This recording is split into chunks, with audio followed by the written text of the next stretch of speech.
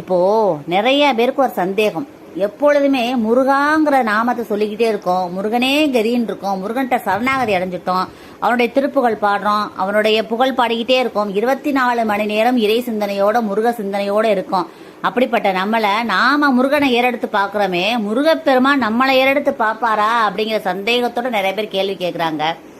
அவன் ஏறெடுத்து பார்த்ததுனாலதான் நாம முருகாங்கிற நாமத்தையே சொல்ல முடியுது. நம்மள அவன் பார்த்துட்டான், நம்மளை நோக்கி அவனுடைய பார்வை பற்றுச்சு நம்ம மேல. அப்படி இருக்கிறதுனாலதான் நம்ம கந்த சஷ்டி கவசம் பாட முடியுது, கந்த குரு கவசம் கேட்க முடியுது, வேள்மாறல் படிக்க முடியுது, திருப்புகள் பாட முடியுது.